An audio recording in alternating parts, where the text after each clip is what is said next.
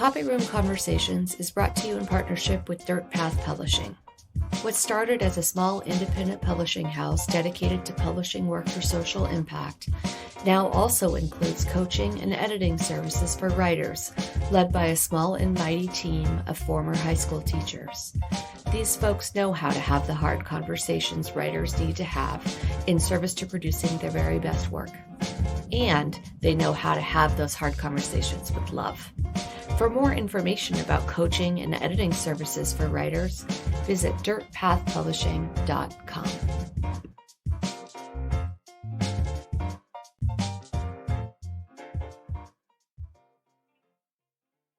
Lydia McClanahan is the friend and colleague I always wanted. She's funny, kind, thoughtful, and real. She unabashedly loves our kids, especially the feisty ones. While we approach our work differently, me linearly and logically, her circularly and creatively, in most ways related to home and life and work, we are of the same heart. Lydia was an English teacher for many years, including spending a decade as a teacher at the Culture and Language Academy for Success, or CLASS, founded by Dr. Shiraki Hawley.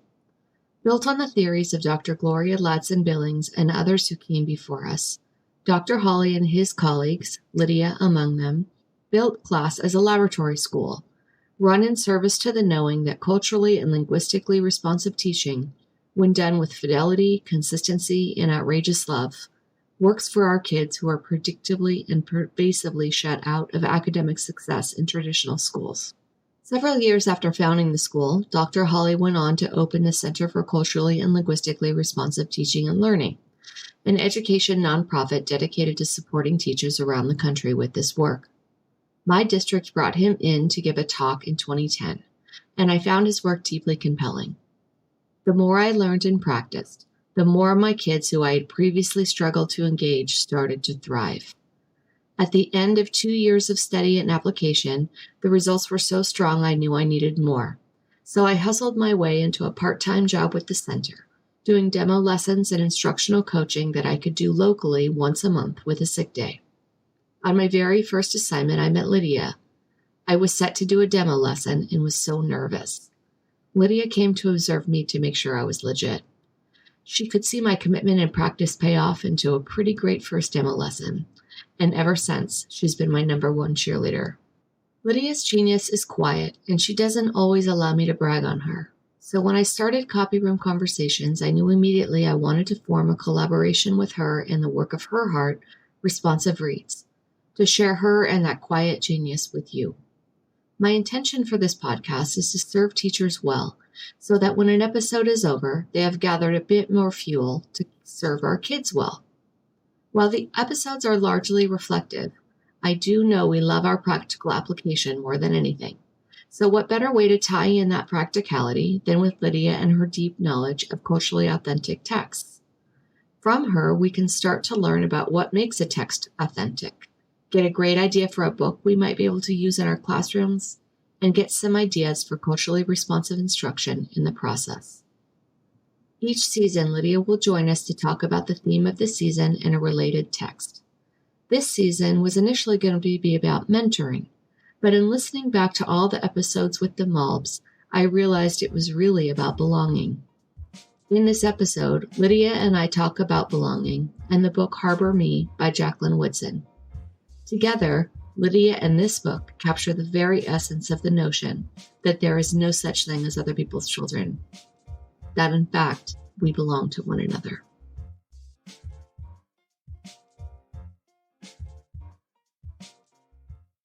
Welcome to the show, Lydia McClanahan. Thank you. I'm so happy you're here.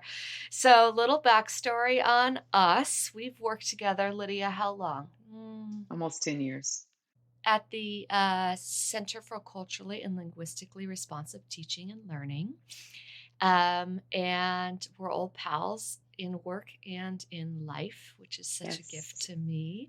Yes. And I've asked you to come to the podcast today because I want to start a little collab, as the kids say, with your business, Responsive Reads and Copy Room Conversations. So I want to dig into your teaching a little bit. But first, I wonder if you could tell us what Responsive Reads is and what you all do, and then we'll jump in. Okay.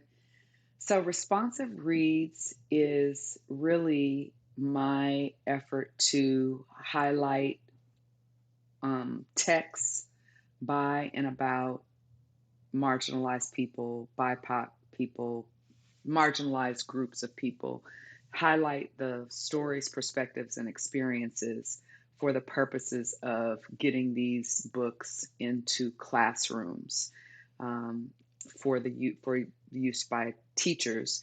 And so I highlight different texts from picture books all the way up to books for high school and everything in between, nonfiction text, fiction text, novels, early chapter books, all of the above, for use by teachers. And I also offer samples of how they can teach those books in a culturally and linguistically responsive way. And so that's really what Responsive Reads is. That's so exciting. Okay, we're going to dig more into that. I want to kind of back up a little bit. You were a high school English teacher for many, many years. And so high school and middle school. High school and middle school. Okay. Yes. And I want to hear about that. But first, tell us a little backstory, how you came to be a teacher, how, your experience in school and maybe how that informed you becoming a teacher. And then tell us a little bit about your teaching career and then how that led you then to Responsive Reads. Okay.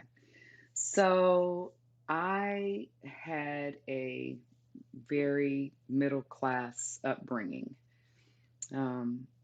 Grew up in the View Park area of Los Angeles, and it's sort of a well-known area of Los Angeles, middle class, upper middle class, African-American neighborhood that's been home to many, over the years, far back, like when my parents first moved here, the likes of like Ray Charles and Tina Turner lived in the neighborhood. Oh. And more recently, like Regina King grew up in this neighborhood and Issa Rae grew up in my neighborhood. Very middle class. I used to kind of say I grew up in kind of like a Cosby household, but I don't use that reference anymore. but basically professional people. It's a neighborhood of professional working professionals, white collar Black people, right? Mm-hmm, that's really, doctors, lawyers, engineers. My dad was an engineer and, mom was a nurse. And so that's how I grew up, the neighborhood that I grew up in. And I was a reader. I was always a reader. And so that sort of gave me access and the ability to be successful in traditional school. And just, I was a reader. I was a quiet kid. I was a shy kid. And so I knew how to do school very well. I was the kid who was like, yes, please give me the list of 20 vocabulary words and I will write the definitions, memorize them, and get an A on the test. And I wasn't like a straight A student, but I was very comfortable being successful in school for the most part. It wasn't, I wasn't necessarily excited about school, but academically I did okay. I came into teaching by accident. I was actually interested in, years and years ago, I was interested in fashion journalism. And I went to the Fashion Institute. After I graduated from high school, I went to the Fashion Institute. Oh my God, I didn't know that. I did. I worked retail for many, many years, and I enjoyed writing. I enjoyed reading and writing, and I decided I wanted to pursue a career in fashion journalism. And so I was going to the Fashion Institute, and I graduated from there, and I was starting to pursue a career in the fashion industry. And it's kind of a start from the bottom kind of thing. But once I started working in the industry, I realized that I didn't like it. It wasn't a very nice Mm. place. Mm-hmm. People weren't very nice. Mm-hmm. And I had talked to one of my teachers that was at the Fashion Institute, and she said, "Well, you're a good writer. You're a really good writer, and you need to pursue this in some way, and you should go back to school because the Fashion Institute was a 2-year program." Mm-hmm. And so she said, "You should go back to school." So I got this job. I was going to go back to school, and I got this job at Crenshaw High School as a teaching assistant, Mm. and it was just going to be a thing to do to support myself while I was in school, and I fell in love with it. Mm. And I took a hard turn and went back to school and got my degree and got my teaching credential, and that's how I ended up. And I was at Crenshaw High School. I was a teaching assistant at Crenshaw High School because my mom was good friends with the principal. Uh-huh. And that's where I got my start Oh my gosh. as a teacher. And I was at Crenshaw for a while, and I was actually like a long-term sub. They didn't have any positions for me, and so I was a long-term sub there for a few years. But it was always in English, always in an English class. And then Mr. Travis Keel, who was assistant principal, got a principal job at Audubon, which was a feeder school, right down the street from Crenshaw. And he said, "Come with me. I want you to come with me to Audubon. I have a position for you." And I was like, "Middle school? Ugh, like, no way." But I went, and then I fell in love with that even more. And that's, how it started. And that's where I met Dr. Shiraki Holly while I was working at Audubon. And then he started a school, and I went with him. I left LA Unified to go and teach at the at CLAS, Cultural and Language Academy of Success. And I taught there for 10 years. And that's what got me into this work, that, kind of veered my path to this And then work. you went back to school again when class closed to become a Yes. librarian. Yes, I did. I went back to get my MLIS, and I was kind of thinking, class closed and I was out of the classroom, and I was kind of thinking, okay, like, what's your second act going to be? What are you going to do? And so I went back to school and got my MLIS from San Jose State University, and haven't really pursued that. But it does offer perspective in terms of the work that we do coaching. It offers perspective in terms of the work that I do with responsive reads, and allows me to sort of connect and understand, how that works in terms of school librarians, librarianship, and that sort of informational science, library science, and literacy. So, it helps. It helps. For sure. I mean, I think there's a whole untapped lane of work for you to consult with librarians on what it means to stock a culturally authentic library. Right. So tell us, when we say culturally authentic, what does that mean? What is, as opposed to the other two levels of how you would characterize text? Can you take us through that? Right. So I think culturally authentic means that they are texts or materials that reflect and represent the authentic perspectives and experiences of marginalized groups. And it's not just about representation, which I think we kind of get confused and people get excited about. And of course, representation matters to a point.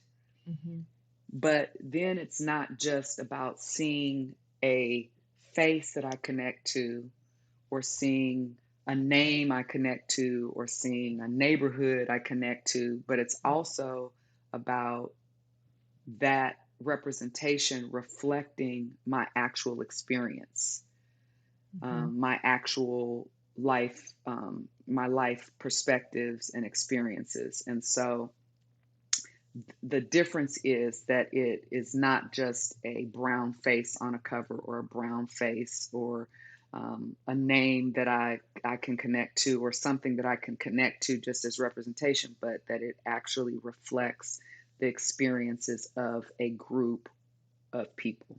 Mm-hmm.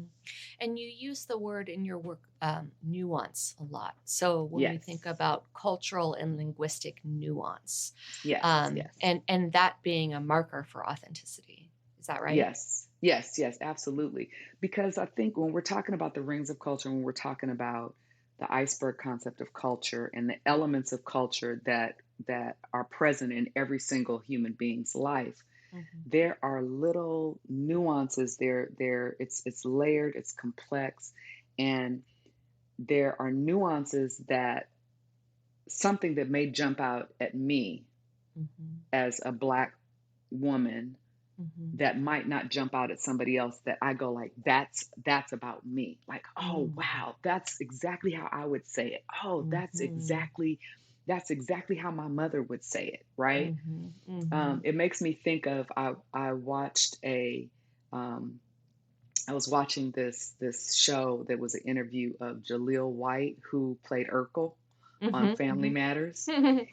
And he was talking about his experience on Family Matters, and he said that it was problematic in the beginning, and maybe for the whole thing. But he said, there were Jewish male writers who were writing dialogue for this Black family, and he said, when you go back and watch it, you realize like the words that are coming out of these people's mouths, it doesn't match. And that's what I'm talking about. It's like a black person or a Black family would recognize that what that character is saying is not what I would say. It's not how they're handling that situation is not how I would handle that situation. And those things are those differences in how a Jewish mother would say something versus how a Black mother would say something or react to a situation. It's very nuanced. The differences are very nuanced, right? So that's so what I'm hearing though is that there's a recognition. I see myself, and not just as the face, right? And then I also think too, you recently in movies you'll see like the gay best friend, right? And that's the sidekick, right? And it's there's also a centering, I think, isn't there? That it's not just the gay best friend, but let's actually tell the story of the gay kid who is the best friend. Absolutely. And so when we're talking about culturally neutral or culturally generic texts, the stories for culturally generic texts are usually, or neutral texts are mainstream centered stories. They're about something else entirely. But in a culturally authentic text, the stories do center whatever group it is that, the group and the things that matter to that group, right? So it's not just a book about Native Americans, but it might center the tragedy and the importance of how many Native American women are missing, right? And that's what the story is about, and how a family or how a group or how a community feels neglected or feels unseen or feels whatever it is, and moving through their daily life, right? And it's from that perspective. Right. And that's very important, that those voices and perspectives and lives are centered in the themes, in the stories, in the text, and they're not secondary or superficial. Yeah, that's so great. And then you also said that you provide sample materials. So we're going to talk about a book in a moment that aligns with our season this season. And I also want to make sure we talk about those materials, because in our work that you and I do together for the center, the focus is really on instruction, right? Yes, and absolutely. Culturally responsive instruction. And what you are doing with Responsive Reads is you're marrying culturally authentic content selection with culturally authentic instruction. And that marriage is so special. And I want to make sure that we get to that piece. But before we do, let's talk about this book. So the season started out as a season about mentoring. But really, as I went through each episode, I found myself recognizing this is a season about belonging. At this idea of belonging to one another as educators. So I want to talk about the book that you've selected to reflect this notion of belonging. But before we do that, I want to have us think together about this notion of belonging in our work, both for the center and for Responsive Reads. Why is it, do you think, so important for us to create a space for our kids so that they know they belong? And how do we do that in ways that maybe traditional school does not? Do you have any thoughts on that? Well, I think at the heart of everything, and it's just like what basic human need is to be loved and accepted for every person, right? And I think that our work, we work to show teachers that it's important, if the goal is, and I believe, I believe in give every teacher the benefit of the doubt. Sure. That they got into this work because they want the students that they teach to be successful in life. And academically successful, but ultimately to have life success, and to be able to navigate every situation with success and feeling successful. And so if you get into, if that's why you got into teaching, then you come into the room with love and appreciation and acceptance for your students. But that's not necessarily what happens when you get into the room and your experience, you are different than your students' experiences. There lots of challenges arise when you get into the room, right? And so in our work, we teach that it's important to have an open mind and an open heart, and that you have to be willing to see your students differently, have acceptance and love for your students, and then talk to them differently, relate to them differently, and teach them differently. And that's all about creating a space where students feel seen, loved, and accepted. Every student, but in particular, those students whose home cultures, whose rings of culture do not match what is considered acceptable or correct, or whatever you want to call it, in terms of traditional schooling. And so it's important to be able to teach them and talk to them and relate to them in a way where they can come into the classroom and be exactly who they are, and still know that they can find a way to have success academically, and then teach them this is how you're going to be able to go out into the world and navigate in the world and find success being who you are, but also being able to be situationally appropriate or globally dexterous. And that's really what who wants to be in any situation, in any place where they don't feel accepted or seen. Like this is what creates issues. Totally. Right? Well, the cultural misunderstandings, for sure. I always tell the story of this girl who I had, a student who I had, who came in the room once, and she's like, "That dress is not cute." And I had to have a moment where I was like, okay, pause. Are you saying that because you love me? And she said, yes, if I didn't love you, I wouldn't tell you. I just let you look not cute. Right. And so then I say, okay, I really appreciate your direct communication. Hey, next time, could you tell me in private? Because that would make me feel a little bit more comfortable. Right. And so I think what we're talking about here is the same thing that you were talking about with culturally authentic text.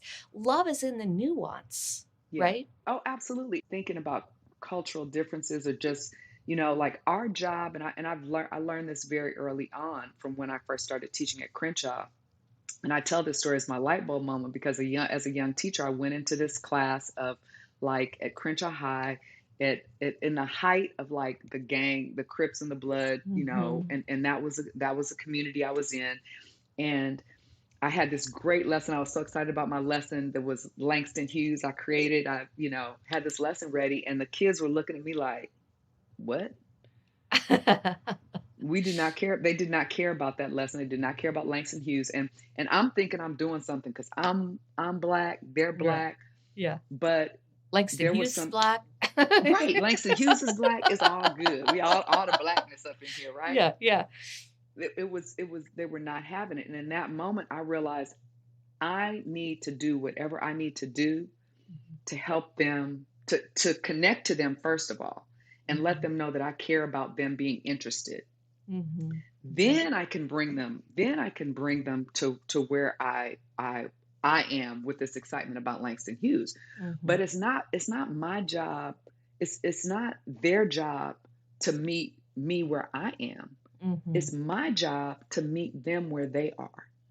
It's my whatever I need to do, stand on my head, so I had to figure that out. And that was like the first time that I had to like responsive reads. Like I had to go, this is like before computers and before smartphones and all that. Yeah. And so I had to go and I went and found lyrics to some NWA songs, Public Enemy songs, Ice-T songs, because that is what they were interested in. That was what reflected their experience and their thinking.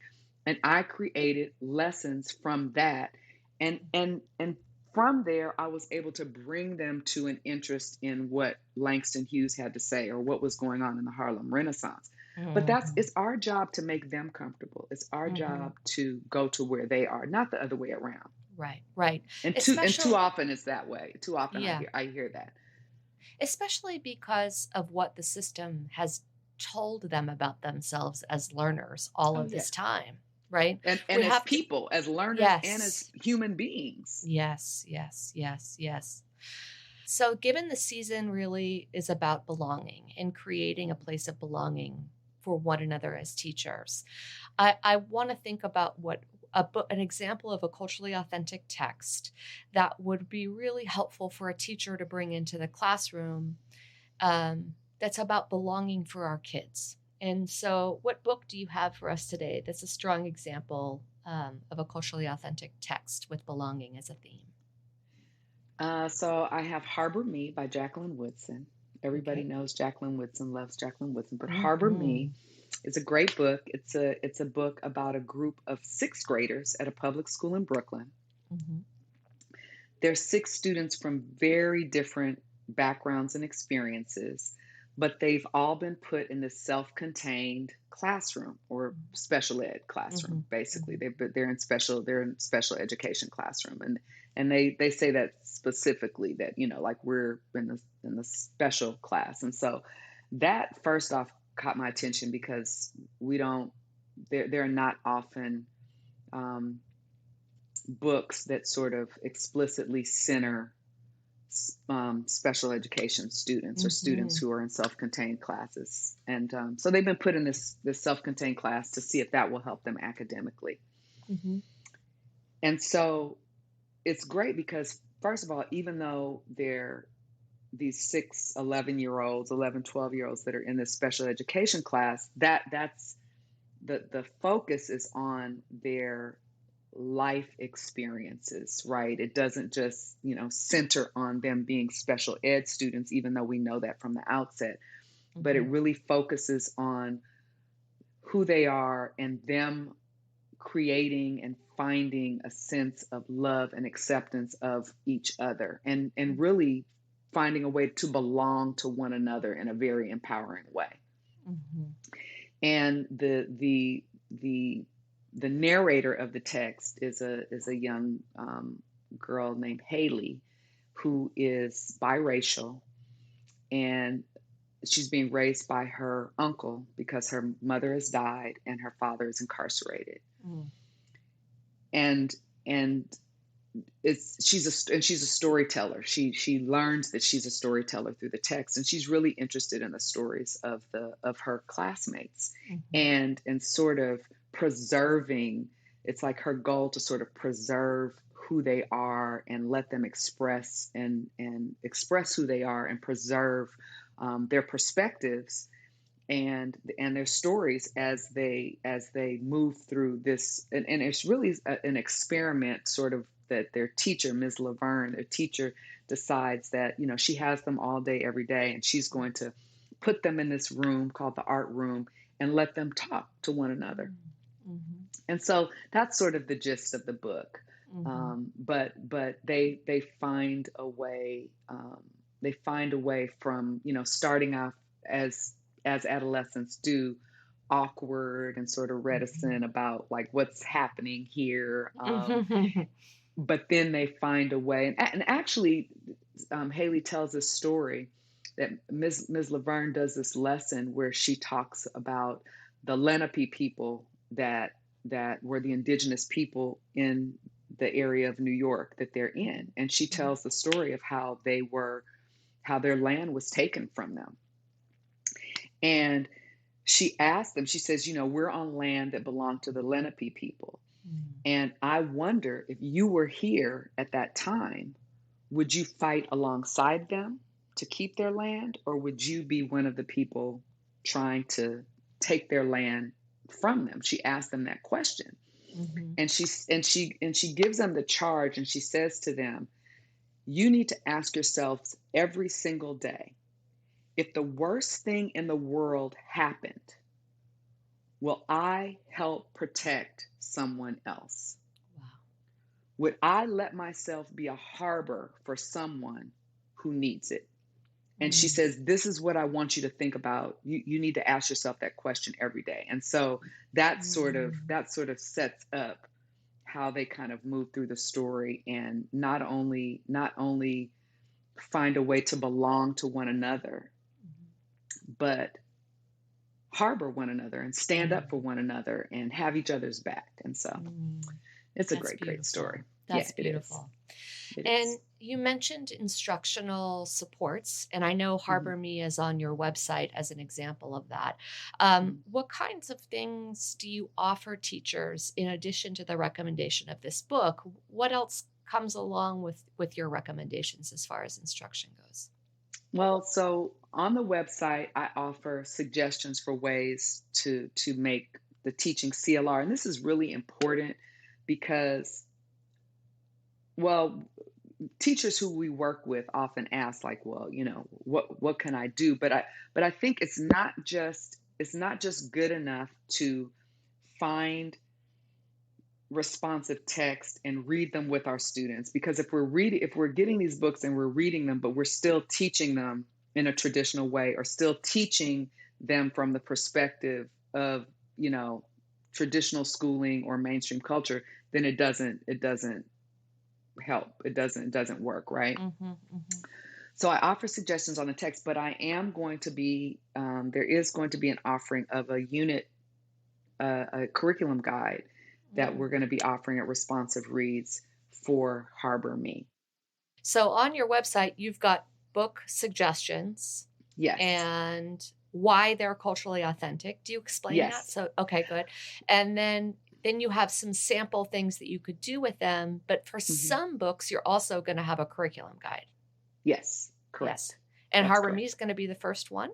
Yes, Harbor Me is going to be the first one. Well, that's very exciting. You heard it here first, everybody. All right. So every season, Lydia, we're going to have you back to talk about a different book that aligns in some way with the season that we're talking. Okay. And so you'll be a featured guest every season. We're very excited for that. Oh, I'm very excited also.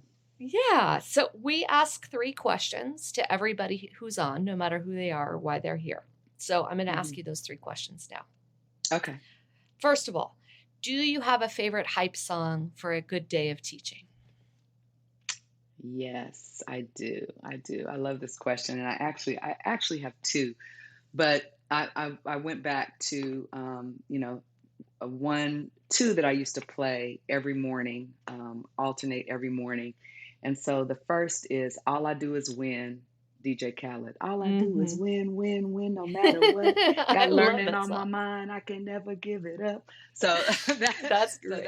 That's one. And then Good Day by the Nappy Roots, which I love. And it's the obviously DJ Khaled is really hype. It gets you hype and get you in the mood to win and just pump yourself up.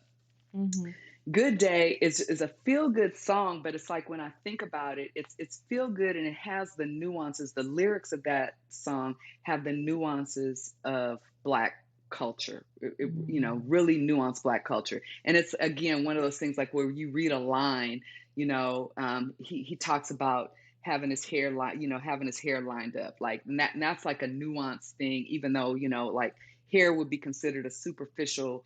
It's just like a nuanced thing, which, for Black boys, it's like an immediate connection. Yes. But there's also they talk about, kind of like Ice Cube's Good Day song, that it's going to be a good day because nobody's going to die today.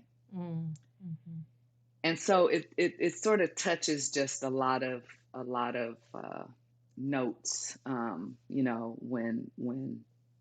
I hear that, and it has this sort of like uplifting Annie, like it should be in the musical Annie, but it's feel good, but it's also very authentic in terms of the Black community for a lot of reasons. So those were my two. That. I love DJ it. Khaled and Good Day. That is by far the best answer we've had yet this season. So thank you. Okay.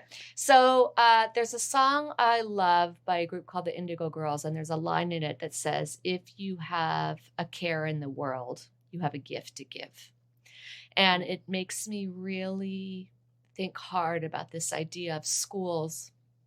And there's not one thing to be done, right? All of us need to bring our particular care to the table like a puzzle piece and put our piece down and put all of our pieces together if we're going to really recreate schools in a way that serve our kids. So I ask all of our guests to think about what is the care that you have, that you care so much that it's become your gift, that it's going to be your puzzle piece that you put down. Is it responsive reads or is there another element that you think you bring that's really important? I think it's responsive reads. I think it's responsive reads, and even though that job is getting easier than it was, 10 years ago, certainly with social media and Bookstagram and so many things that have happened that have kind of pushed readers, BIPOC readers, marginalized people, books buying about marginalized groups have been pushed sort of to the forefront, via Jason Reynolds and Angie Thomas and so many others.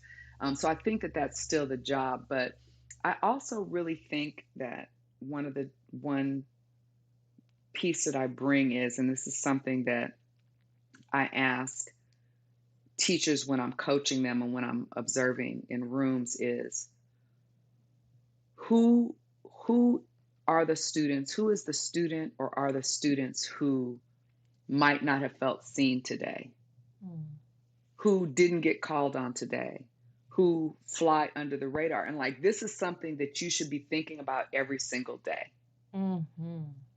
There are students who nobody is, and it's not an exaggeration, it's not a cliche. There are students who are in your room that nobody is going to say their name today.